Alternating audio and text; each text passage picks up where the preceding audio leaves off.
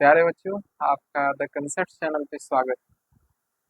तो आज हम लोग परावर्तन के अगले लेक्चर में और आज हम लोग कुछ नियम देखेंगे प्रकाश के परावर्तन से संबंधित कि वो दर्पण से किस प्रकार परावर्तित होते हैं। तो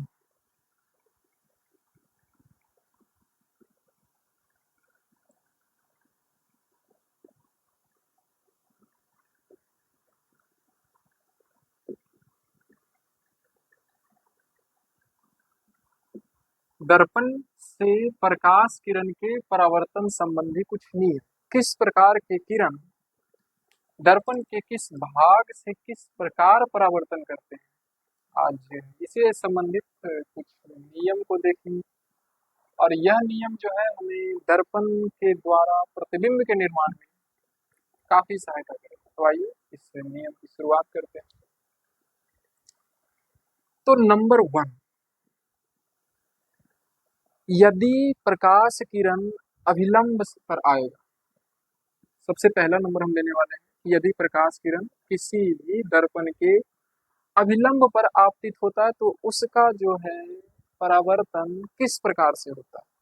जैसे हम लोग बात कर रहे हैं एक समतल दर्पण की, और हम लोगों ने अभिलंब के बारे में काफी अच्छे से चर्चा कर रखी है कि किसी भी प्लेन पर जब समकोण खींचते हैं तो उस समकोण को हम लोग कहते हैं अभिलंब।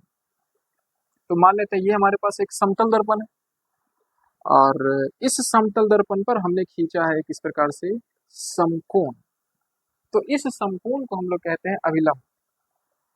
और मान लीजिए इस अभिलंब पर ही कोई प्रकाश आपतित हो जाए इस प्रकार से, तो फिर इसका परावर्तन किस प्रकार से होगा।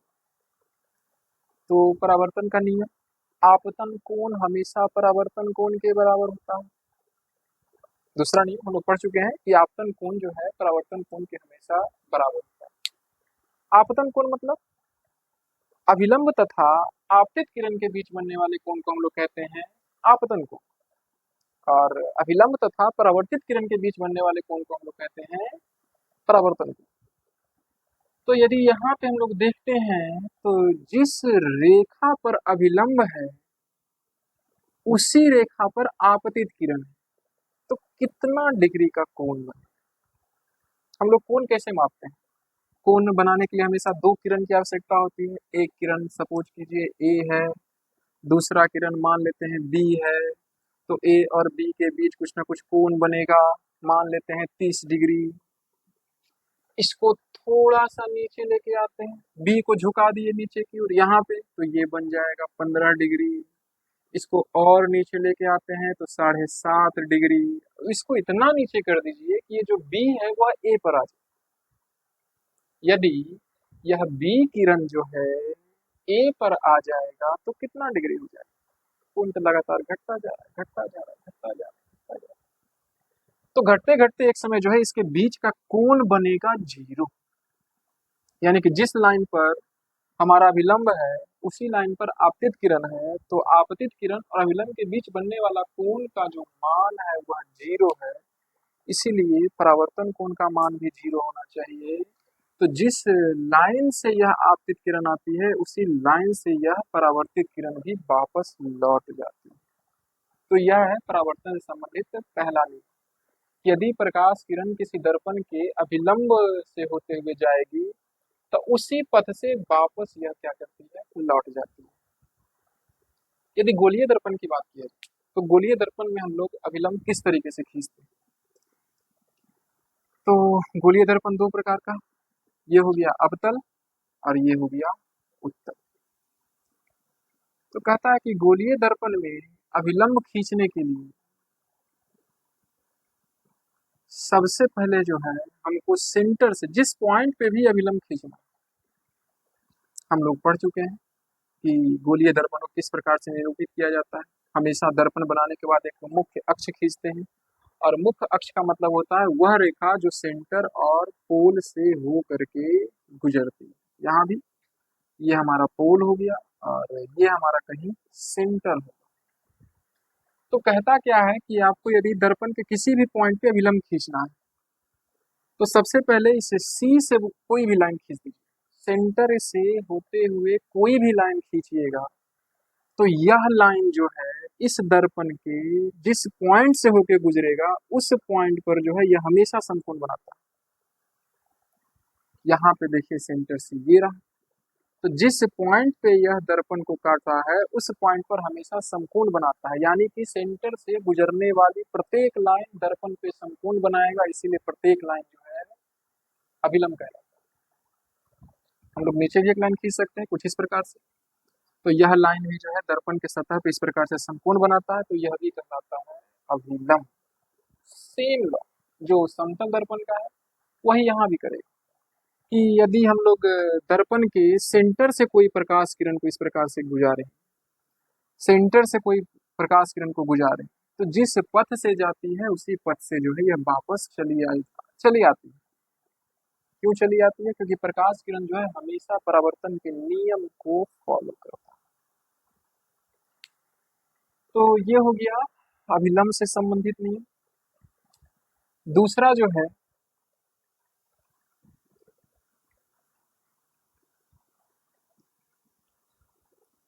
वह गोलीय दर्पण से संबंधित है।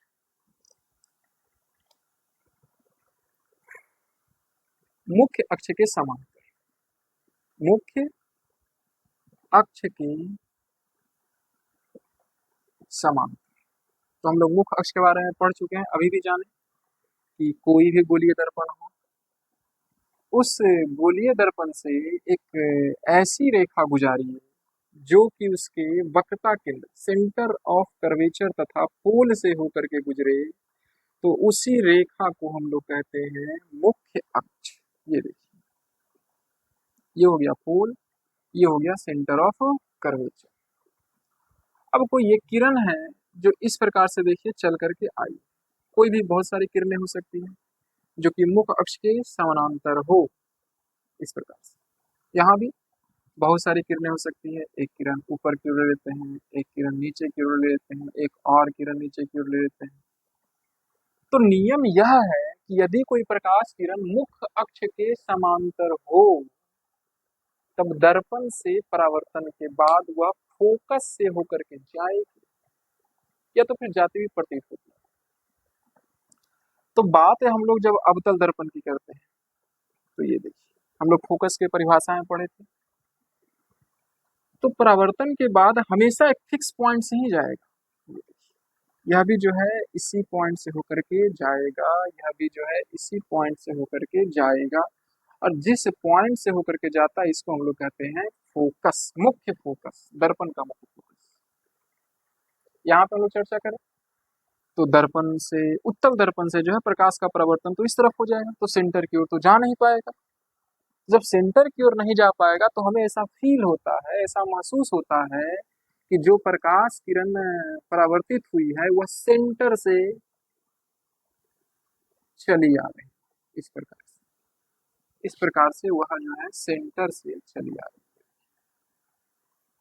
ये देखिए, तो दूसरा नियम यही हुआ परावर्तन के लिए कि यदि कोई प्रकाश किरण मुख्य अक्ष के समानांतर चले तो वह हमेशा दर्पण के मुख्य फोकस से होकर के जाती है, सेंटर नहीं, सॉरी, यहाँ पे फोकस होना चाहिए, ये होना चाहिए फोकस, सेंटर को हमने थोड़ा सा आगे बना दिया, हमेशा मुख्य फोकस से होकर के ही जाए। यहाँ पे गलती हो गई थी, इस बात पे आप लोग ध्यान दीजिए।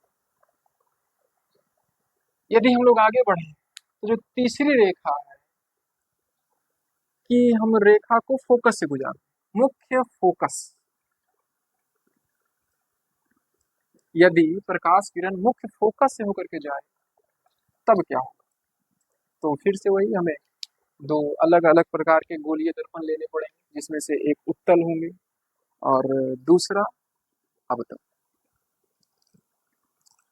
तो चलिए दोनों प्रकार के दर्पण को यहाँ पे हम लोग बनाते हैं। ये हमारे पास एक अवतल दर्पण है, ये हमारे पास एक उत्तल दर्पण है, और दर्पण को दिखाने की सबसे जो सरल तरीका है कि उसका एक मुख्य अक्ष खींचिए, और फिर से बोल रहे हैं मुख्य अक्ष का मतलब वह लाइन जो दर्पण के सेंटर और पोल से होकर के गुजरती है। और हम लोग आके पढ़ेंगे कि फोकस जो होता है हमेशा सेंटर और पोल के बीच में होता है, यहाँ पे कहीं होता है फोकस इस प्रकार से। एफ बराबर आर बटा टू, आगे हम लोग पढ़ेंगे इसके बारे में। तो अभी अभी हमने देखा कि यदि मुख्य अक्ष के समानांतर लाते हैं प्रकाश किरण को तो वह परावर्तन के बाद फोकस से होकर के जाती है या फिर जाती हुई मालूम प्रतीत होती है। इस बार हमने क्या किया है कि फोकस से ही प्रकाश किरण को इस प्रकार से गुजारा, इस प्रकार से फोकस से ही प्रकाश किरण को गुजारा। यहाँ भी देखिए, यहाँ तो हम लोग फोकस से गुजार नहीं सकते हैं, तो मैक्सिमम यहाँ तक ये प्रकाश किरण आ सकता है ताकि लगे कि हाँ अगर इसको आगे बढ़ाएं तो ये फोकस होके जाए। उसी प्रकार से मैक्सिमम जो है यहाँ तक प्रकाश किरण आ सकता है, क्योंकि प्रकाश किरण कभी दर्पण को आर पार नहीं करेगा, क्योंकि दर्पण के पीछे पेंट रहता है। किसका पेंट? Silver nitrate, AgNO3। तो ईश्वर कहता है कि यह जो प्रकाश किरण है जब परावर्तित होगी तो दर्पण के मुख्य अक्ष के समांतर हो जाएगा, बिल्कुल विपरीत, इस प्रकार से। इस प्रकार से मुख्य अक्ष के जो है यह समांतर हो जाता है। तो यदि मुख्य अक्ष के समानांतर आएगा तो फोकस से होकर के जाएगी, और यदि मुख्य फोकस से होकर कोई प्रकाश किरण आती है तो वह मुख्य अक्ष के समांतर हो जाती है। तो ये था हमारा दूसरा मुख्य फोकस। तीसरी प्रकाश किरण को हम लोग कहाँ से गुजार सकते हैं? तो सेंटर से हमने गुजार कर देख लिया है, वक्रता केंद्र जिसको हम लोग कहते हैं, वक्रता केंद्र। तो अभी अभी हमने देखा कि यदि कोई प्रकाश किरण वक्रता केंद्र से होकर गुजरेगी तो जिस पथ से जाती है उसी पथ से यह वापस आ जाती है, क्योंकि वक्रता केंद्र से होकर यदि हम कोई भी लाइन खींचते हैं दर्पण पे तो वह जो है दर्पण के लिए अभिलंब की तरह कार्य करता है। काफी महत्वपूर्ण पॉइंट है, इसको हम लोग याद रखें। तो हमने मुख्य अक्ष के समानांतर ले लिया, वक्रता केंद्र ले लिया, मुख्य फोकस ले लिया, अब एक बचा है पोल यानी कि ध्रुव। तो जो तीसरी प्रकाश किरण को हम लोग गुजारते हैं वह है दर्पण के ध्रुव से। तो जब दर्पण के ध्रुव से प्रकाश किरण को गुजारेंगे तो वह किस प्रकार से परावर्तित होता है? तो देखिए,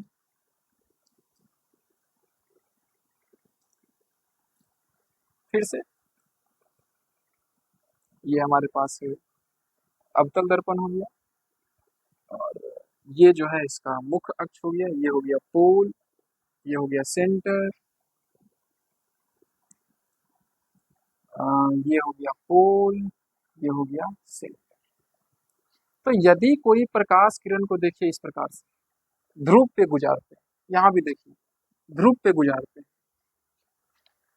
तो थोड़ा यदि हम लोग ध्यान से देखें तो एक लाइन है जो सेंटर से होके गुजर रही है और दर्पण को पॉइंट P पर काट रही है। इसका मतलब यह हुआ कि यह रेखा अभिलंब की तरह कार्य करेगा। करेगा कि नहीं करेगा? हम लोग अभी तक 2-3 बार इस चीज को समझ चुके हैं कि कोई भी रेखा जो सेंटर और दर्पण को मिलाती है वो हमेशा दर्पण पे अभिलंब बनाता है, समकोण बनाता है।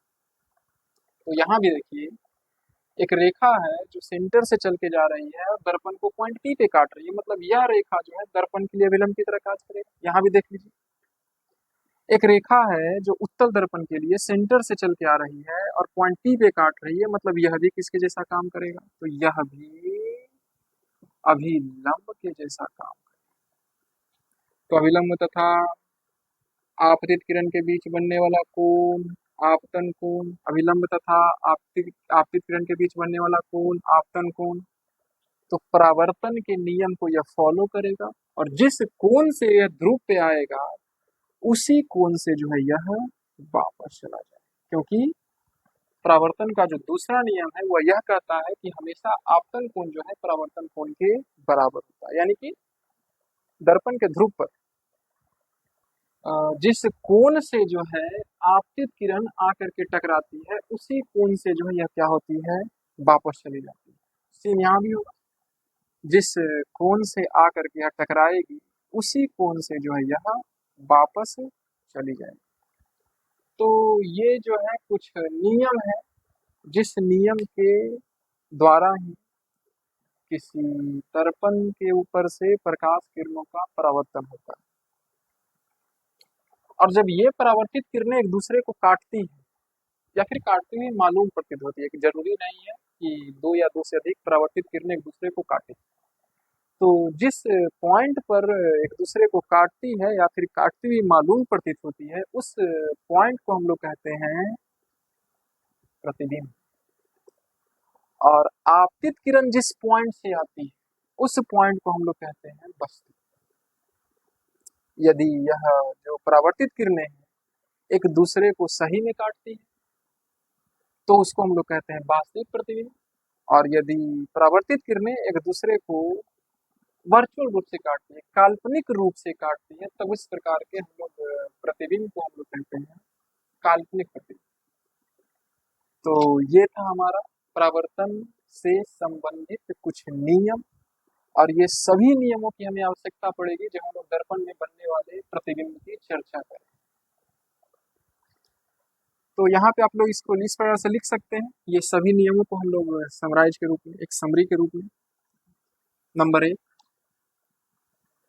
कि जो किरण, नंबर 1 हम यहाँ पे सीधा लिख देते हैं, किरण को कहाँ से लाया जाएगा। किरण यदि अभिलंब से होकर के आती है, अभिलंब से आने वाली, वापस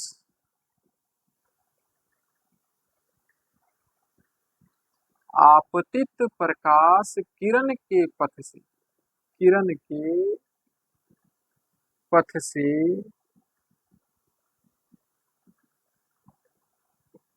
परावर्तित हो जाती, तो अभिलंब से आने वाली किरणें हमेशा जो है वापस आपतित किरण के पथ से ही परावर्तित होती है, मतलब जिस पथ से आपतित किरण आए वही पथ से वापस जाए। दूसरा नंबर, वक्रता केंद्र से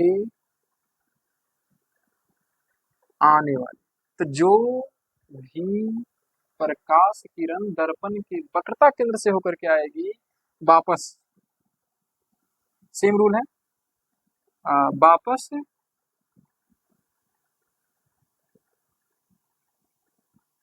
आपतित प्रकाश किरण के पथ से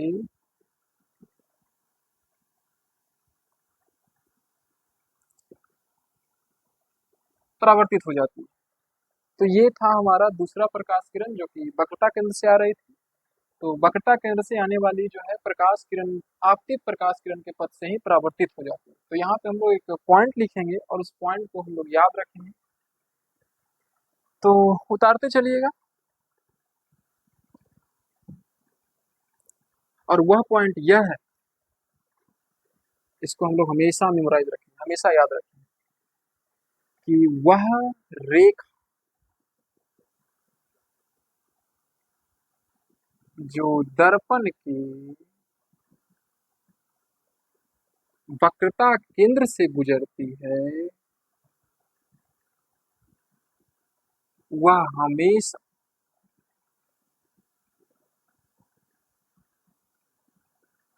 दर्पण के सतह पर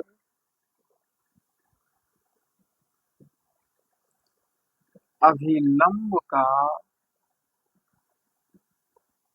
निर्माण करती है। तो इस पॉइंट को जो है हम लोग याद रखें कि वह रेखा जो दर्पण के वक्रता केंद्र से गुजरेगी वह हमेशा दर्पण के सतह पर अभिलंब का निर्माण करती है। तो हम लोग आगे बढ़ते हैं। अब एक तीसरा प्रकाश किरण लेते हैं। दो प्रकाश किरण हमने देख लिया, तीसरा प्रकाश किरण जो कि मुख्य अक्ष के समांतर, तो यदि कोई प्रकाश किरण मुख्य अक्ष के समांतर जाएगा तो परावर्तन के बाद वह हमेशा मुख्य फोकस से जाती है। तो परावर्तन के बाद इसको इस प्रकार से लिख सकते हैं, मुख्य फोकस से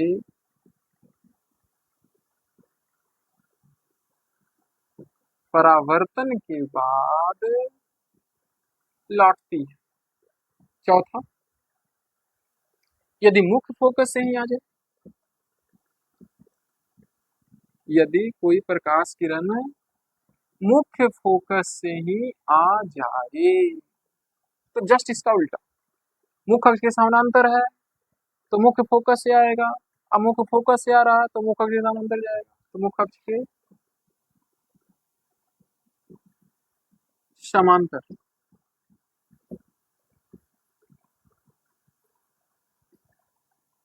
परावर्तन के बाद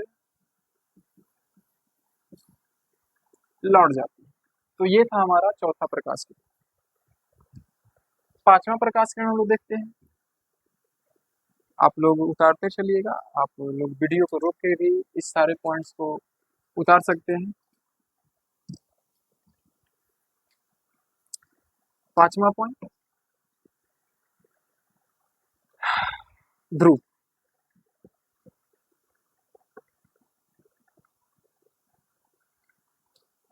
पर आने वाली प्रकाश किरण दर्पण से परावर्तन के बाद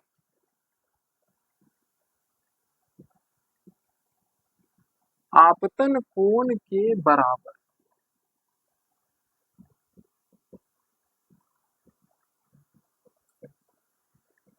परावर्तन कोण बनाती हुई परावर्तित होती है। तो ये हो गया, ध्रुव पर आने वाली प्रकाश किरण जो है दर्पण से परावर्तन के बाद आपतन कोण के बराबर परावर्तन कोण बनाती हुई परावर्तित होती है। इसको हम लोग फिगर के रूप में भी याद रख सकते हैं। तो फिगर भी ड्रॉ कर लीजिए।